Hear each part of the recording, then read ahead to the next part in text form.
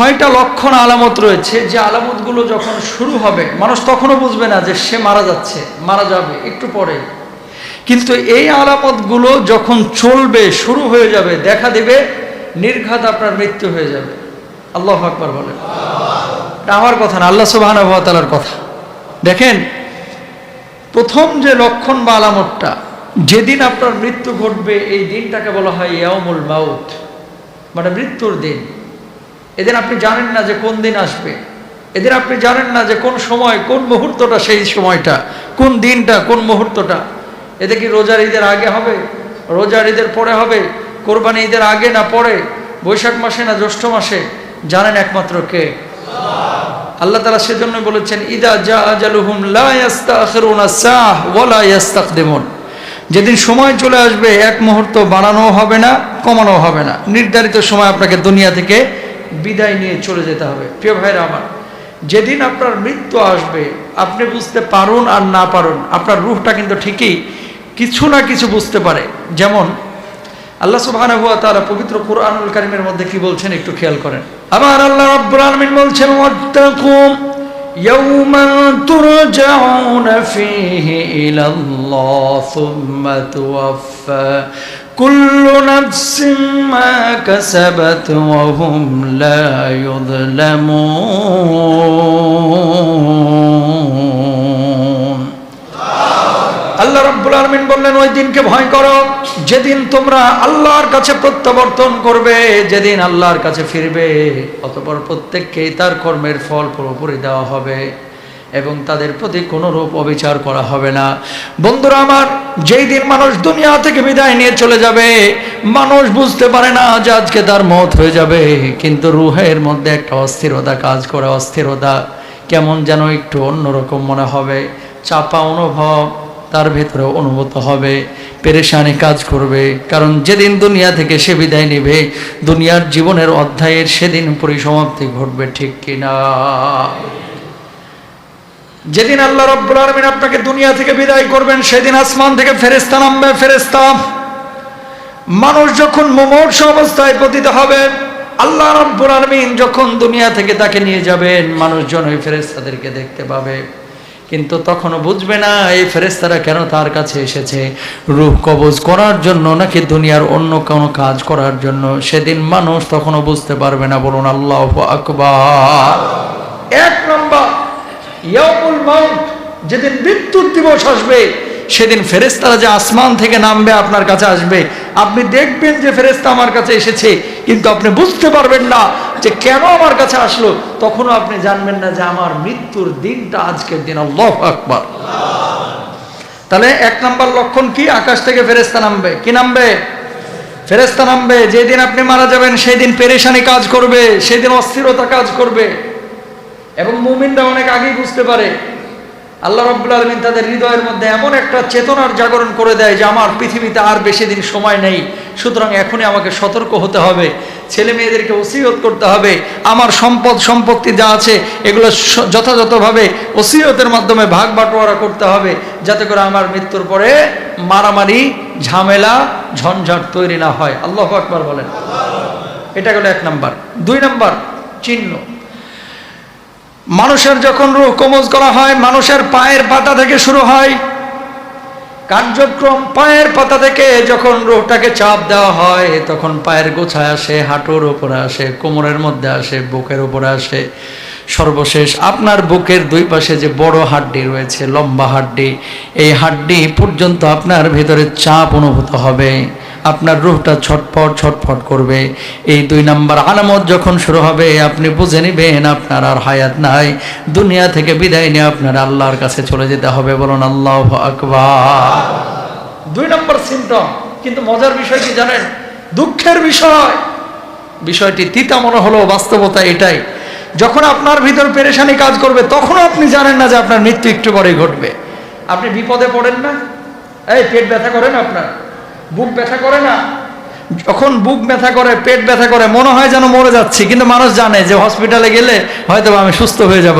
মরে যাচ্ছি মনে হচ্ছে, কিন্তু মরে যাব এটা 100% না।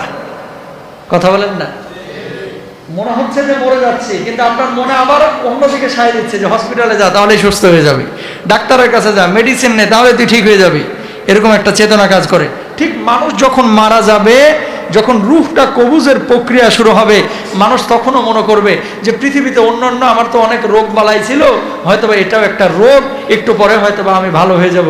কিন্তু মানুষ বুঝবে না যে একটু পরে তার জীবনের বিনাশটা হয়ে যাবে। বলুন আল্লাহু আকবার। দেখেন কি মারাত্মক জিনিস। তাহলে আপনার রূহ কবুজের পালা, পায়ের পাতা থেকে আরোহণ করে গোসা, হাঁটু, পেট, নাভি, বুকের ওপর হয়ে মানব দেহের তারাক্কি, এই যে এপাশ থেকে এপাশের যে হাড্ডিটা, এই পর্যন্ত গিয়ে আপনার রূহটা থেমে যাবে। এই পর্যন্ত গিয়ে আপনার রূহ কবজের কার্যক্রম তখন শেষ হবে। আচ্ছা, যখন আপনার পা, রূহটা যখন পায়ের ওপর থেকে চলে যাবে, পাটা কি হয়ে যাবে? অবশ হয়ে যাবে। কি হয়ে যাবে? অবশ হয়ে যাবে। হাতের উপর থেকে যখন চলে যাবে, হাতটা অবশ হয়ে যাবে, আপনি আর নাড়াচাড়া করতে পারবেন না। মানুষ তখনও মনে করবে পা আমার অবশ হয়েছে, হাত আমার অবশ হয়েছে, কি হয়েছে? আমার বুকের ভিতরে তো রূহটা আছে, হয়তো বা আমি বেঁচে যাব। কিন্তু মানুষ তখনও বুঝবে না। হ্যাঁ, তারপরে তৃতীয় ধাপ শুরু হবে। দেখেন আল্লাহ তাআলা কি বলছেন। এই ধাপের নাম হচ্ছে তারাকি। পবিত্র কুরআনুল কারীম সূরা কিয়ামার 26 থেকে 29 নম্বর আয়াতের মধ্যে আল্লাহ রাব্বুল আলামিন বলছেন, আমার আল্লাহ রাব্বুল আলামিন বলছেন, কাল্লা ইযা বালাগাতিত তারাকিয়া ওয়া কিলা মান রাক ওয়া যাল্লা আন্নাহুল ফিরাক ওয়ালতাফাতিস সাকু বিস-সাক। আল্লাহু আকবার বলেন। কে ঝাড়বে? অর্থাৎ আত্মীয় স্বজনদের কেউ কেউ বলবে ডাক্তার ডাকি, অন্যজন বলবে ইমার্জেন্সিতে কল করি, আবার কেউ বলবে কোরআন পড়ে ফু দেই। এই পরিস্থিতিতে মানুষ জীবনে ফিরে আসার আশা করতে থাকবে। সে বিশ্বাসই করতে চাইবে না যে তার রূহটা আজকে বের হয়ে যাচ্ছে। সে মনে করবে বিদায়ের ক্ষণ এসে গেছে, অর্থাৎ সে এখনো মৃত্যুর বিষয় নিশ্চিত নয়, সে বাঁচার চেষ্টা করতে থাকবে।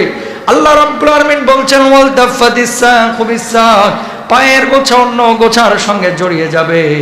মৃত্যুর বিষয় এখন সে চূড়ান্ত অনুভব করতে পারবে। রূহ গোছাদয় থেকে বের হয়ে গেছে, আর সে পা নাড়াতে পারবে না। এবং রূহ থেকে দেহ, যখন রূহ দেহ থেকে বের হয়ে তারাকিতে পৌঁছে গেছে, অর্থাৎ গলা পর্যন্ত পৌঁছে গেছে, এবার মানুষ বুঝতে পারবে কিছু একটা হয়েছে, হয়তোবা আমি আর বাঁচতে পারবো না। আল্লাহু আকবার। ওই দুনিয়ার মুসলমান, যখন আপনার রূহটাকে মালাকুল মউত এইভাবে থাবা মেরে বের করবে, আপনি প্রথমে বুঝতে পারবেন না। বুঝতে পারবেন কখন? যখন একটার পর একটা অঙ্গ যখন অবশ হয়ে যাচ্ছে, ভেতরে পরিবর্তন যখন তৈরি হয়ে যাচ্ছে, মানুষ মনে করবে, আপনিও মনে করবে যে স্বাভাবিক অসুস্থতায় মনে হয় আপনার, হসপিটালে নিলেই মনে হয় সুস্থ হয়ে যাবেন, আইসিইউতে ঢুকাইলেই মনে হয় ভালো হয়ে যাবেন, এমার্জেন্সি ওই ডাক্তারের কাছে নিয়ে গেলেই হয়তো বা ভালো হয়ে যাবেন। অন্যান্য রোগের মতো মনে হবে। যখন দেখবে যে একটার পরে একটা অঙ্গের সঙ্গে রূহের বিচ্ছেদ ঘটছে, তখন মানুষ এবার বুঝতে পারবে তৃতীয় ধাপে এসে যে হাই হাই, আমার তো সব কিছু বিকল হয়ে যাচ্ছে, মনে হয় আমার শেষ সময়, আজকের সময় মালাকুল মউত চলে এসেছে। বলুন আল্লাহু আকবার। এবার কি? কাল্লা ইযা বালাগাতিত তারাকি, কখনো না, যখন প্রাণ কণ্ঠগত হবে। এখন প্রাণটা কোথায় চলে এসেছে? কণ্ঠের কাছে। কণ্ঠ কোনটায়? গলাটা না? এই কণ্ঠের নিচ পর্যন্ত যখন আপনার প্রাণটা চলে আসবে, আল্লাহ সুবহানাহু ওয়া তাআলা এবার চতুর্থ ধাপ ঘটাবেন। এই চতুর্থ ধাপ কি? এই ধাপের নাম হচ্ছে হলকুম। এই ধাপের নাম কি? হলকুম। আল্লাহ রাব্বুল আলামিন বলছেন, ফালাউলা ইযা বালাগাতিল হুলকুম ওয়া আনতুম হিনাইযিন তানজুরুন ওয়া নাহনু আকরাবু ইলাইহি মিনকুম ওয়ালাকিন লা তুবসিরুন। বলুন আল্লাহু আকবার। আল্লাহ রাব্বুল আলামিন বলছেন, অতঃপর প্রাণ যখন কণ্ঠাগত হয়, তখন তোমরা তাকিয়ে থাকো, তখন আমি তোমাদের অপেক্ষা তার অধিক নিকটে থাকি, কিন্তু তোমরা সেটা বুঝতে পারো না, দেখতে পাও না। বলুন সুবহানাল্লাহ। রূহটা যখন আপনার কণ্ঠের কাছে এসেছে, আপনার কাছাকাছি না রূহটা? তখন আপনার ভেতরেই তো। আল্লাহ রাব্বুল আলামিন বলছে, এর চাইতে তোমার কাছে আমি কাছে, নিকটে, তুমি দেখতে পাও না। আল্লাহু আকবার বলেন। ওয়ানাহনু আকরাবু ইলাইহি মিনকুম ওয়ালাকিন লা তুবসিরুন, আমি তোমাদের অপেক্ষা তার অধিক নিকটতর, কিন্তু তোমরা দেখতে পাও না। মানুষের রূহ কবজের সময়টা জীবনের সবচাইতে কঠিন মুহূর্ত, কেননা তখন সে আল্লাহর সকল প্রতিশ্রুতি ও ভীতি দেখতে পায়। ভালো কাজ করলে সেগুলোর ফিডব্যাক দেখতে পায়, আর খারাপ কাজ করলে জাহান্নামের চিত্র দেখতে পায়। বলুন নাউজুবিল্লাহ। ওয়াজ তো শুনতেছেন, আমি বলতেছি, আমিও বলতেছি, আপনারাও শুনতেছেন।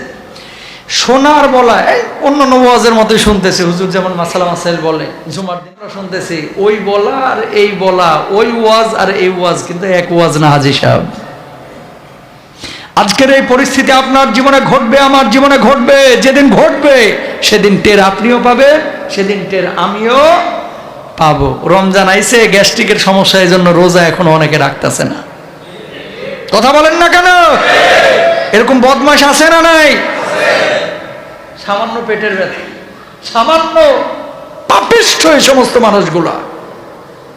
যদি এমন পরিস্থিতি হয় যে আপনার জীবনের বিনাশ ঘটবে, তাহলে তো আল্লাহ তাআলা আপনারা মাফ করে দিবে। আল্লাহ তো নিজেই বলছে, ফামান কানা মিনকুম মারিদান আও আলা সাফারিন ফাইদাতুম মিন আইয়ামিন উখর, যদি তুমি অসুস্থ হও পরে রোজা রাখো। কিন্তু কিছু লোক আছে বুকে জ্বালা পোড়া করতে পারে, বুঝেন নাই কথা? রোজা রাখলে বুকে জ্বালা পোড়া করতে পারে, করে নাই কিন্তু এখনো করতে পারে, এজন্য রোজায় রাখে না। নেমু খারাম, পাপিষ্ঠ, ঠিক কিনা? এরকম লোক আছে না? আল্লাহ হেদায়েত দান করুক। এরকম কোন মুসল্লি যদি আজকে থেকে থাকেন, আপনি আসেন, আপনার পা ধরবো। আল্লাহর দোহাই লাগে কাজ করেন না, কারণ পেটের পীড়ার চাইতে জাহান্নামের পোড়ানো অনেক কঠিন বিষয়, ঠিক কিনা? পেটের পীড়া সাময়িকভাবে আসে আবার চলে যায়, বুকে জ্বালা পোড়া আসে আবার চলে যায়। জাহান্নামের পোড়ানি শুরু হইলে ভাই এই চামড়া ফটফট করে খালি পুড়বে, তখন কিন্তু সহ্য হবে না, ঠিক কিনা? সুতরাং মৃত্যু আপনাকেও বরণ করতে হবে, আমাকেও বরণ করতে হবে। যখন এবার হুলকুমের মধ্যে আমার রূহটা চলে আসবে, এবার মানুষ বুঝবে, হায় আমার জীবনের শেষ মুহূর্তটা এখন চলে এসেছে, আর তো বাঁচার কোনো কায়দা নাই। এবার পঞ্চম ধাপ শুরু হবে। পঞ্চম ধাপ কি? ফেরেশতা তাদের সামনে তাদের আমলগুলো পেশ করবে।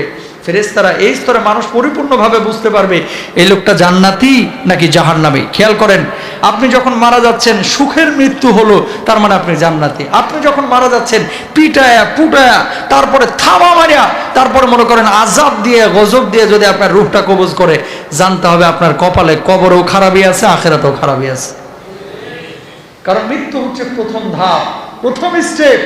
যার মৃত্যুটা সুন্দর হলো সে জান্নাতি, যার মৃত্যুটা খারাপ হলো সে জাহান্নামী। হ্যাঁ, ঈমান আপনি এনেছেন, হয়তোবা জাহান্নামে পড়বেন, তারপরে আপনি জান্নাতে যাবেন, কিন্তু 2000 বছর, 200 বছর, 100 বছর একদিন পুরার মতো সক্ষমতা কি আপনার আমার আছে? নাই ভাই। এই জন্য আমার আল্লাহ রাব্বুল আলামিন সূরা নাজিয়াতের 1 থেকে 3 নম্বর আয়াতের মধ্যে বলছেন, والنازعات غرقا والناشطات نشطا والسابحات سبحا। আল্লাহ রাব্বুল আলামিন বলছেন, শপথ সেই ফেরেশতাদের যারা নির্মমভাবে রূহকে টেনে বের করবে, টেনে বের করবে। আল্লাহু আকবার। রূহকে টেনে বের করা হবে, ফিলিংস নাই, অনুভূতি নাই। সুদ খাচ্ছেন, ঘুষ খাচ্ছেন, হুজুর ওয়াজ করে, আপনারা যা বাইরে বলেন হুজুরের বলার কাজ হুজুর বলবে, আমার করার কাজ আমি করব। এরকম যে মুসল্লিরা আছেন মুখে লাগাম লাগান, এরকম নিউজ আমার কাছেও এসেছে। এই কথাগুলো হচ্ছে কাফেরের কথা, কোনো মুসলমানের বাচ্চার কথা হতে পারে না। এগুলো কাফেরের কথা, ঠিক কিনা বলেন? আমি কি আমার বাপের বানানো গল্প বলতেছি? এখানে যখন সুদ নিয়ে কথা হয়, ঘুষ নিয়ে কথা হয়, হারাম খাওয়া নিয়ে কথা হয়, মসজিদ থেকে বাইর হয়ে কিছু নেবু খারাপ গাদ্দার বেঈমানে কথা বলে, হুজুরের বলার কাজ হুজুর বলবে, আমগো করার কাজ আমরা করব, হুজুররা তো বলবে, এরকম কথা বলে কি বলে না? আপনি যেই হাজী সাহেবই হন, যেই মুসল্লি হন, আপনি সভাপতি হন, সাধারণ সম্পাদক হন, আপনি নেবু খারাপ, আপনি গাদ্দার, ঠিক কিনা? এই কথা মানুষ বলতে পারে? এই কথা মানুষ বলতে পারে? আরে মেয়ে, আপনার ভালো লাগতেছে না, আপনি না মানেন, এটা আপনার দায়িত্ব। আপনি আরেকজন মানুষের সামনে এই কথা বলবেন কেন? তার মানে কি কোরআনের আয়াতকে আপনি অস্বীকার করলেন? কি করলেন? অস্বীকার করলেন। এটা কি হুজুরের বাপের কথা? সুদ খায় না, এটা কার কথা? আসতে বলতেছেন কেন? আল্লাহর কথা। হুজুর বলছে, হুজুর কি খারাপ হয়ে গেছে নাকি? মানার দায়িত্ব আপনার। আপনি মানলে না মানেন, আরেকজন মানুষকে এরকম নিরুৎসাহিত করেন কেন মিয়া? আপনি কাফেরের মতো আচরণ করেছেন, ঠিক কিনা? এই কথাটার মানে বুঝেন যে হুজুরের বলার কাজ হুজুর বলবে, আমার কাজ আমি করব। ওই হুজুররা এগুলো বলেই।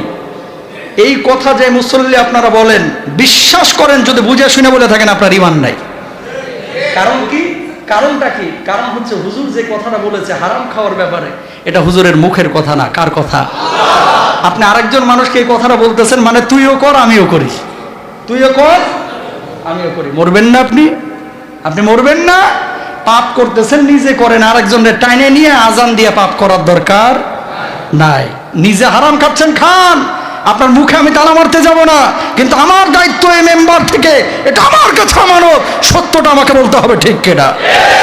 এটা আপনার ভালো লাগুক বা খারাপ লাগুক, ইচ্ছা হলে মসজিদে আসেন, না হলে আমার বাইর করে দেন, অথবা আপনি মসজিদ থেকে বাইর হন, অন্য মসজিদে যান যেখানে সুদের আলোচনা হয় না, যেখানে হারাম খাওয়ার আলোচনা হয় না।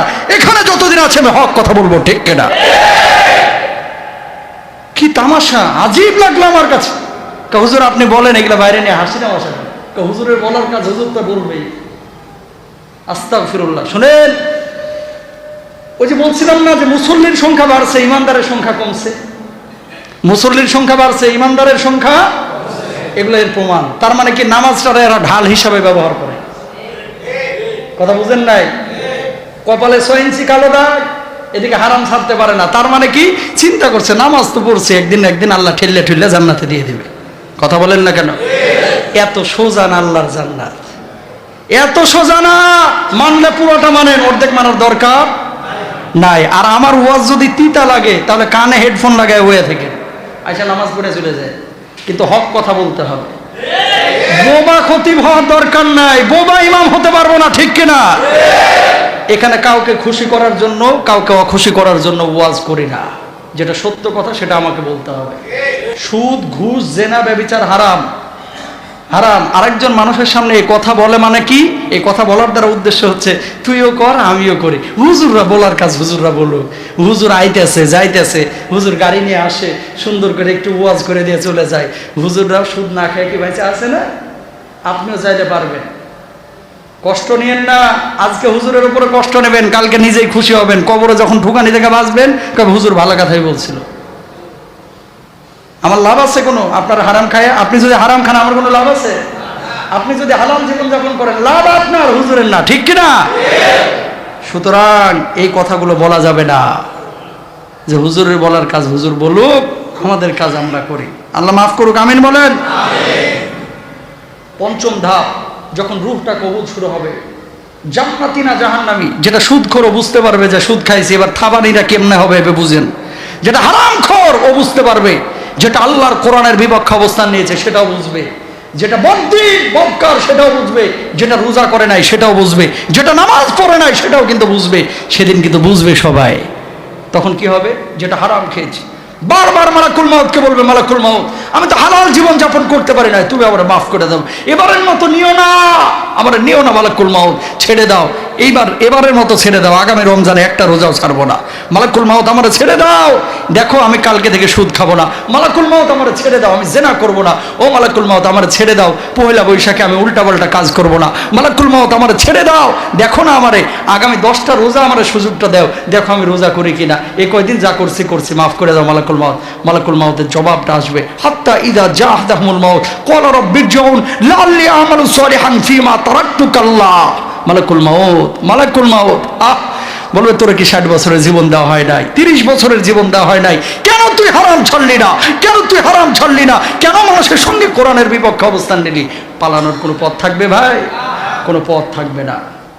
এই 1 থেকে 3 নম্বর আয়াতের তাফসীর ঘাটেন, দেখবেন সেখানে আল্লাহ তাআলা বলছেন যারা ঈমানদার মুমিন তাদের রূহগুলো খুব সহজে বের হয়ে যাবে, এদেরকে জান্নাতের চিত্রগুলো তুলে ধরা হবে। বদকার যারা, তারা বলবে আমাকে নিও না, রিকোয়েস্ট করবে। আর যারা সৎকার তারা বলবে মালাকুল মাউত তাড়াতাড়ি আমার রূহটা কবজ করে, আল্লাহর সান্নিধ্যে আমি যাইতে চাই। বারবার বলবে আমার কবরে নিয়ে যাও। বদকার বলবে ও সন্তান তোর জন্য বাড়ি বানাইলাম, ও সন্তান তোর জন্য গাড়ি বানাইলাম, তোর জন্য এত আয়োজন করলাম, তুই আমারে কেন বাড়ি থেকে বের করছিস?